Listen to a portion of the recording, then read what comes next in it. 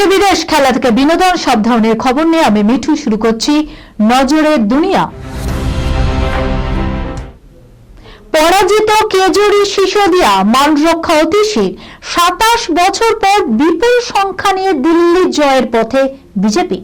যা ইঙ্গিত করেছিল এক্সিট পোল ঘটতে চলেছে দিল্লিতে। এই মুহূর্তে বিজেপি এগিয়ে 48টি আসনে, আপ সেখানে মাত্র 22টিতে এগিয়ে। তার চেয়েও বড় ধাক্কা ইতিমধ্যেই পরাজিত হয়েছেন আপ সুপ্রিমো অরবিন্দ কেজরিওয়াল ও দিল্লির প্রাক্তন স্বাস্থ্যমন্ত্রী মনীষ সিসোদিয়া। জানা যাচ্ছে জঙ্গপুরা আসনে 675 ভোটে হারতে হয়েছে মনীষ সিসোদিয়াকে। অন্যদিকে নয়াদিল্লি আসনে 3000 ভোটে হার অরবিন্দ কেজরিওয়ালের। স্বাভাবিকভাবেই এই দুই হেভিওয়েট নেতার পরাজয় যেন শনিবাসরীয় সকাল দুপুরে আপের পরাজয়ের প্রতীকী ছবি হয়ে উঠেছে। যদিও দিল্লির বিদায়ী মুখ্যমন্ত্রী অতিশী মাল্লেনাথ জিতে গিয়েছেন, এগিয়ে আমানুতুল্লাহ খানও, কিন্তু আপের সামগ্রিক ফলকে চিহ্নিত করছে কেজরি সিসোদিয়ার পরাজয়। দিল্লির দরবারে কি ফিরতে চলেছে BJP? Sunirnoy imaging centre private limited advance প্যাথোলজিতে thalassaemia screening, large size biopsy setup সহ সমস্ত পরীক্ষা, echocardiography, foetal echocardiography, CT scan, CT guided FNAC, 4D USG, USG guided FNAC, endoscopy, colonoscopy, uroflowmetry, spirometry, colour Doppler, digital X-ray, তাছাড়াও সমস্ত বিশেষজ্ঞ চিকিৎসকদের পরিষেবা একই ছাদের তলায় নিয়ে হাজির সুনির্ণয়। ঠিকানা 126/1 পিলখানা রোড, রানীবাগান, বহরমপুর, মুর্শিদাবাদ। বিশদে জানতে যোগাযোগ করুন 8373049252 7547900377। উইলে 500 কোটির সম্পত্তির দান রতন টাটার।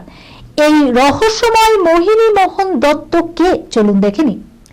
মোহিনী মোহন দত্ত দিন কয়েক আগেও এই নামের সঙ্গে খুব একটা পরিচিত ছিলেন না কেউ।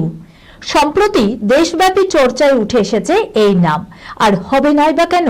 টাটা গোষ্ঠীর কর্ণধার প্রয়াত রতন টাটা মোহিনী মোহন দত্ত নামে রহস্যময় এক জনৈক ব্যক্তিকে দিয়ে গিয়েছেন 500 কোটি টাকার বেশি সম্পত্তি। বিষয়টি নজরে আসতেই স্বাভাবিকভাবে গুঞ্জন শুরু হয়েছে, কি এই ব্যক্তি, কি তার পরিচয়, রতন টাটার সঙ্গে তার সম্পর্কই বা কি।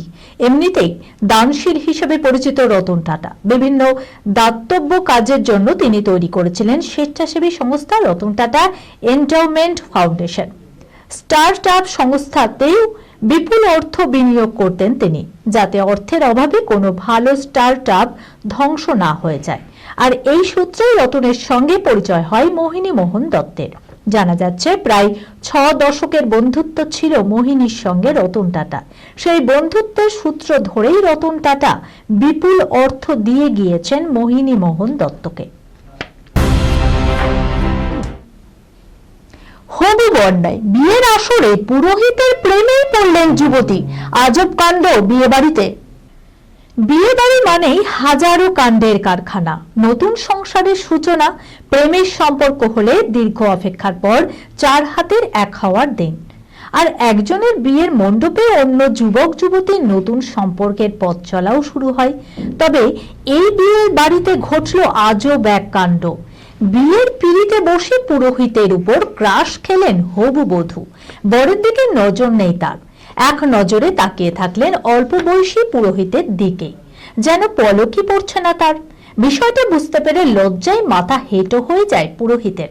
বিয়ে বাড়িতে হইচই, সকলে ব্যস্ত বিভিন্ন কাজে। বিয়ে দিতে এসেছেন অল্প বয়সী সুদর্শন এক যুবক। সংস্কৃত উচ্চারণে চলছে মন্ত্রপাঠ। উল্টো দিকে বসে রয়েছেন হবু বর ও বধূ। কিন্তু হঠাৎ দেখা গেল পুরোহিতের দিকেই তাকিয়ে রয়েছেন হবু বধূ। তার পাশে যে সারা জীবনের সঙ্গী বসে রয়েছেন তা যেন ভুলে গিয়েছেন যুবতী। ইতস্তত বোধ করতে থাকেন হবু বর। এদিকে পুরোহিত লজ্জায় লাল। তবে ভিডিওটি দেখার পর অনেকেই মনে করছেন বিষয়টি একেবারেই সাজানো ঘটনা। ভারতীয় সিনে ইন্ডাস্ট্রিকে চাঙ্গা করতে শাহরুখ অমিতাভের থেকে টিপস নিলেন প্রধানমন্ত্রী নরেন্দ্র মোদী। ভারতীয় বিনোদনিয়ায় উন্নতি সাধনের নতুন উদ্যোগ মোদী সরকারের। দেশের সিনে শিল্পকে আরো চাঙ্গা করতে ওয়ার্ল্ড অডিও ভিজুয়াল এন্টারটেনমেন্ট সামিটে শুক্রবার গ্ল্যামার ইন্ডাস্ট্রির একাধিক ব্যক্তিত্বের সঙ্গে বৈঠক করেন প্রধানমন্ত্রী নরেন্দ্র মোদী। সেখানে অমিতাভ বচ্চন, শাহরুখ খান, অক্ষয় কুমার, রজনীকান্ত অনুপম-খেরদের কাছ থেকে টিপস নেয় কিভাবে বলিউড কিংবা দক্ষিণী সিনে ইন্ডাস্ট্রিকে আন্তর্জাতিক আঙিনায় আরো উচ্চ স্তরে পৌঁছে দেওয়া যায়। প্রধানমন্ত্রীর সঙ্গে আলোচনার সময়ে বিনোদনিয়ার তারকারা নিজস্ব মতামত পেশ করেছেন। ভিডিও কলে সেই বৈঠকের দেশের সিনে শিল্পকে এগিয়ে নিয়ে যাওয়ার জন্য কি কি করণীয় প্রত্যেকেই সেই বিষয়ে মতামত পেশ করেন। প্রসঙ্গত 2024 সালের ডিসেম্বরে প্রধানমন্ত্রী নরেন্দ্র মোদী তার মন কি বাত অনুষ্ঠানে world audio visual entertainment summit চালু করেন। সেই সময় তিনি জোর দিয়ে বলেন, সিনেমা এবং বিনোদন শিল্প কেবল দেশকে এগিয়ে নিয়ে যাওয়ার পাশাপাশি অর্থনীতিকেও চাঙ্গা করছে। শুক্রবার এই প্রেক্ষিতেই তারকাদের সঙ্গে আলোচনায় বসেন প্রধানমন্ত্রী নরেন্দ্র মোদী। এই খবরের সঙ্গে শেষ করলাম আজকের নজরে দুনিয়া। আপনারা দেখছেন টিভি 24 বাংলা, সংবাদ বিনোদন সারাদিন সারাক্ষণ।